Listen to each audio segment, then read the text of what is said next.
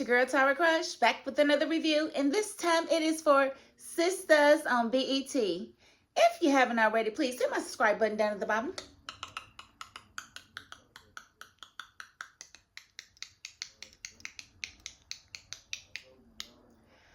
Thank you so very much, and let me get right into it because I'm gonna tell you this was a very slow episode for me.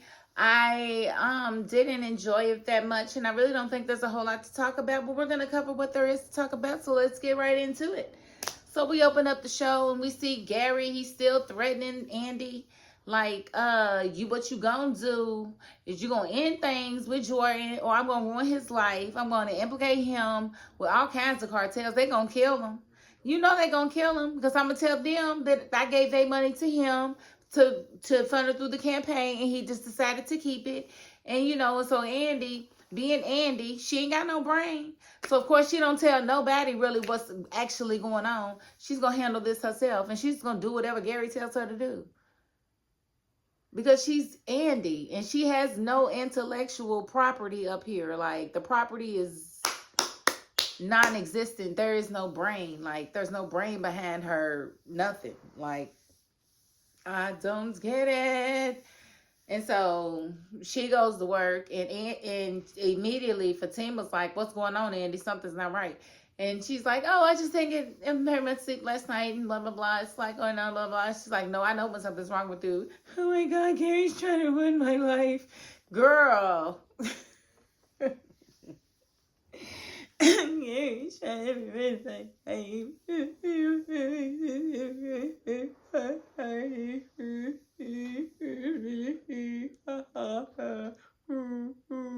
Shut up, Andy. Tell her what's really going on. Like, seriously, you have to tell her, somebody do something. But no, not Andy. Andy's just going to handle it herself. And, Fatima lets her know that Miss Marie is on her way and she needs to get herself cleaned up and get it together. She will greet Miss Marie, but she needs to pull it together because you know how Miss Marie is or whatever. We also see Gary in his office, smug as ever. And his assistant calls him and lets him know that Tamira's there. And Tamira comes in the office and basically is like, "Well, what's up?" And he was like, "Well, your little boyfriend," well, correction, husband is what he is to her, Gary, could come in any time. And she was like, "I'm not worried about him. He's too busy worried about his client, Miss Marie. So we got all day." And she was like, basically getting on him for not replying to her messages. And he was like, "I'm not replying to your blackmail messages or whatever, because you clearly doctored the tapes or whatever, blah, blah, blah."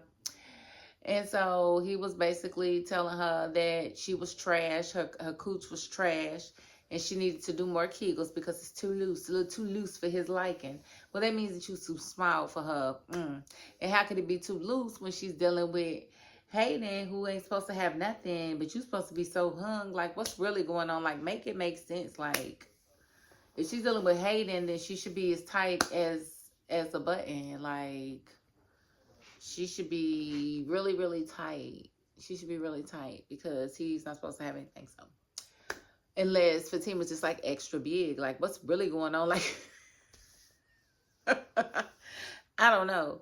But, apparently Gary's feeling however he's feeling. And he's just really not wanting to deal with Tamira because he really feels like he's about to have Andy back. So when he has Andy back, he doesn't need anything else. And that was that. We did see, we saw Sabrina at work with Maurice, and they was having small talk, and then they saw, somebody standing in the bank. Turns out the guy in the bank actually works for the company, and he's there to interview Sabrina about, her promotion and her being the first black bank manager the company's ever seen or whatever. And he basically invites her to dinner to do the interview. And she accepts. And, Maurice, he's basically trying to be, he even said that he was Sabrina. Like, boy, shut up. Shut up. But I guess him and his little boyfriend are back together. I'm not really covering that. Moving right along. And we saw Karen talking to her mother over the phone. And she was basically venting to her mother about, the babies or whatever, and her appreciating her mother being there for her, and the doctor's appointment. And, she was Her mother was basically telling her she needs to invite the fathers to the appointment. If I invite Zach, then Fatima gonna bogart her way in. And if I invite Aaron, he gonna try to be father of the year. Girl, shut up. You chose these men. Nobody but you. You allowed them both in, and you got to deal with the consequences, honey. And so her mother was basically like, you can handle all of them, so don't even trip. You just need to be the bigger person. And then she got to vent to her mother about Pam and how Pam kind of made the business insurance lapse because Pam was using the business credit card to purchase the items that she needed to create her product line. And because of that, her business insurance lapsed. And because of that, she's being threatened to be put out of her salon because she is part of the deal with the salon and she has to have business insurance. And so she was kind of into her mother about it. Her mother was like, well, I feel like, because Pam basically built her business around your business, she's using your clients, she's using your place to store her products, she used your business credit card to buy her products. She said, well, it sounds like to me that entitles you to a cut. I agree. I just don't like the way she said it. I don't know why I don't like the way she said it. I just don't like the way she said it. But in essence, it would entitle, Karen to a cut. And plus, she used her baby daddy's money to help fund the thing as well. So that in and of itself is like, girl, you should have been trying to recompensate me for what you spent. Now, if she spent the money from the credit card and paid it back, then she don't feel like she owes anything. But if she spent the money on the credit card, now she's paying as the minimum payment. No, honey, that you pretty much made her invest in your business, and because you used her business credit card to get your business products. So yes, that would entitle her to probably upwards of 40% of your cut. Well, did somebody disagree with me? I would think that would be 40% because she pretty much put up the upfront capital. And she's allowing her to store the stuff at her place, and she's allowing her to step on her toes by selling her products to her customers. So yeah, I would think that would be at least a 40% cut, but we're gonna see how that goes when she finally decides to have that conversation with Pam. We did see Pam show up at the law office, and she met Miss Marie, and Miss Marie liked her. She felt like she was, business minded, and she was like, where did you get her from? I really like her. But of course, Hayden had to shade Pam and continuously shade Pam. But Pam, she holds her own. She said any woman that lays up with you deserves to have bald edges, and took her products back because she can't. I was like, you better tell him, Pam. You better tell him. So I was really proud of Pam on that one. And then we saw Danny showed up to Karen's job, and they had a conversation about their friendship, and they worked out their kinks and apologized and owned their BS that they had been doing towards one another. And one of the things that Danny did say is that, she was having problems with Tony's ex-wife, and if the girls had started hanging out with her, she would feel some type of way. So she kind of understands what Karen was saying about everybody hanging out with Fatima. And that's all I was saying that one time when I did that one review, and everybody was like, no, Tyra, you wrong, because Karen is this, Karen. I don't care. At the end of the day, Karen is their friend, and she was their friend first, and so there has to be some sort of loyalty there. I understand that she can't dictate who their friends are, but at the same time, the least they can do is try to keep it separate. If Karen is not ready to be around this woman who has the man that she wants, I understand that. And her friends should understand that they shouldn't shove Fatima down Karen's throat. That's all I was saying. And I would feel some type of way if I was Karen. If those are my friends, no matter if I was right or wrong in the situation, if y'all are my friends, y'all supposed to have loyalty towards me first. Me first. Me. Just like I'm supposed to have loyalty to y'all first. So, I got what y'all was saying. Y'all was like, Karen hasn't been a good friend to them. I get that. But at the end of the day, if they didn't call off the friendship prior to all of this happening, you can't really say, well, you weren't a good friend to us anyway. No, that's not how that works. Because if you wasn't a good friend, you should have called off the friendship, and then we wouldn't be worrying about you being friends with Fatima at all. because we wouldn't care what Karen thought at all, right? Right. Okay. Moving right along. So we did see Danny's boyfriend's ex-wife, Tiffany, confront her about, their daughter stealing from Danny again. And this time it was a vape pen. But Danny held her on and kept putting Tiffany in her place. But Tiffany was like, yeah, she's basically like, I don't think you're a good influence on my daughter, on our daughter. And once I convince Tony, he's going to agree and blah, blah, blah. And Danny's doing this whole fighting for Tony thing. Girl, let him go. What does he have that you really have to have? Nothing. You can get penis anywhere. But that seems to be all he really offers you, and then told you that you needed counseling, and then sit there and gonna judge you today when y'all was having a conversation about the conversation that you had with his ex-wife, and gonna tell you that you was a pothead that was in counseling. Like, that just makes you a terrible person, and this same pothead that's in counseling is the woman that you chose to date. So don't come to me about my situation, sir, because you yourself are a divorcee with 2 children that you're raising all by yourself, and you're in counseling. So don't judge me, because at least I ain't got no little people running behind me while I'm trying to figure life out, while you sitting here. Boy, that Tony, I'm telling you, he triggers me every episode. Like, bro, shut up. Just don't even say anything.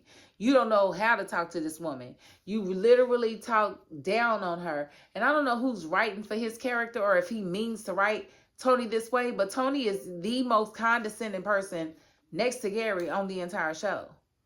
Did y'all mean to write him that way? Because that's the way he comes off, and I don't like him at all for Danny. Boo, Tony. So I'm hoping that Tiffany is successful and actually takes Tony back. And I wish she would have said something about where Tony was, the other night, because I'm pretty certain he stayed the night with them and just kind of lied to Danny. And I wish Tiffany would have said something, but she probably assumed Danny knew already. But no, she didn't. But whatever, we'll see how that goes. And so we see Sabrina goes to dinner with the journalist who's doing her interview, and they're having a great conversation, and I really like him for her. I know y'all was thinking it too, like this is going to be the person that she's going to wind up messing with. Because 1, he's fine as I don't know what. 2, he wants a large family. Sabrina wants a large family. I'm pretty certain that he's probably going to wind up being single. He was asking her about her dating life, because I think he wanted to know what was going on with her. And she was basically like, she's talking to a fertility doctor about freezing her eggs. But ain't she already taking shots? Why are you talking to a fertility doctor about freezing your eggs when you already taking fertility shots? Why wouldn't the conversation be, yeah, I'm on fertility shots because I plan to freeze my eggs?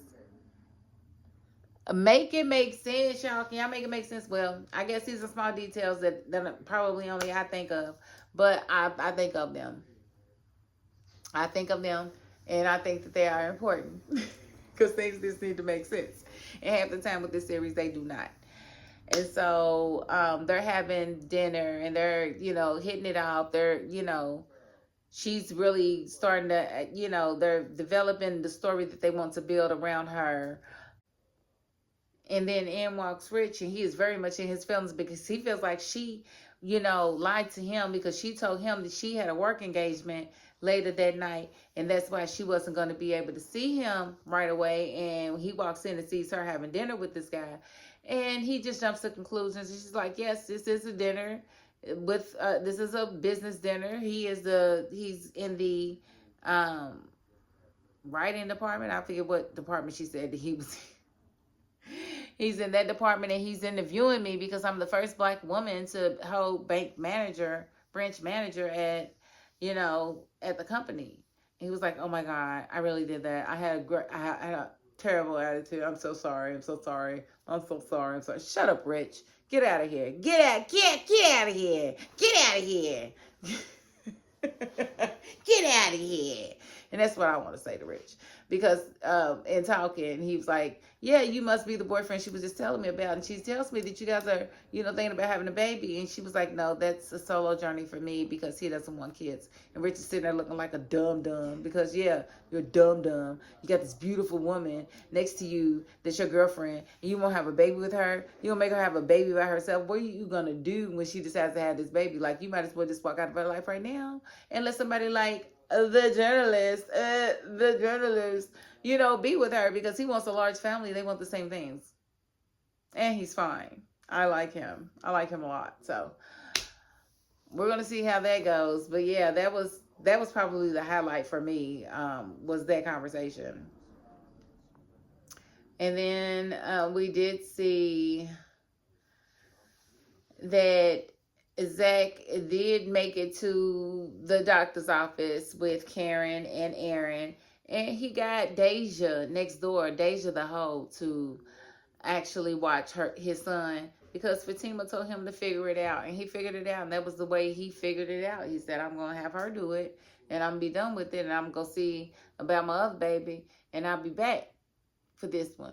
And so I'm like, oh my God, he can't be this stupid. But, Fatima comes home and Deja's in the house and Deja's scared. It's clear. She's like, let me get out of here. Yeah, you get out of here. So that was kind of funny. And, of course, Fatima, she went off when Zach came in. She put him in a headlock and this and this and that and that. Don't have her in my house no more, sitting on my good furniture, this and this and that. That was petty. So, it was a good scene. And we did see, Andy showed us up at Jordan's house, and he's basically like, what's going on? And she breaks it off with him because she's listening to Gary, and Gary is making her marry him. He gave her to the end of the day to break it off with Jordan, or he was going to involve him with all this cartel stuff. So Andy fell for it. She didn't use her brain. She didn't call Fatima. Fatima could have called Madam. Madam could have had Gary gone by noon. He could have been Dunnington by noon had she just used her resources. But no, Andy's going to figure it out on her own. She's going to break this dude Jordan's heart. And is it just me? But for the first time, Jordan kind of was believable today. I kind of believed that he was hurt. Like, I feel like, oh my gosh, she broke his heart. Look, his heart is broken. You see his heart break? I see it breaking on the screen. And, I don't think she really cares, but, because she did it, she's dumb. She didn't use her brain. She didn't use her brain at all. And I'm very disappointed in Andy. But we're going to see how it works next week, because Gary is definitely about to be gloating about the fact that he's got Andy back. And everybody's going to know something is wrong with this picture. And we need to correct it like yesterday. And hopefully that just makes Fatima just go ahead and call Madam. And Madam, go ahead and show up and do something to Gary, because this is getting out of hand. Like, and to not let Andy use her mouth to tell Jordan everything that's going on is crazy to me. But I guess it is what it is, and we are here's where we are. But dang, this review went way longer than I thought it was gonna go, because I really didn't think that much happened, but I guess it was way more than I actually thought. And I probably forgot some stuff too, so it is what it is. I didn't take notes. I did it off of memory, so that wasn't too bad for me going off memory this time, I would say. All right, but okay, so if you haven't already, please hit my subscribe button down at the bottom.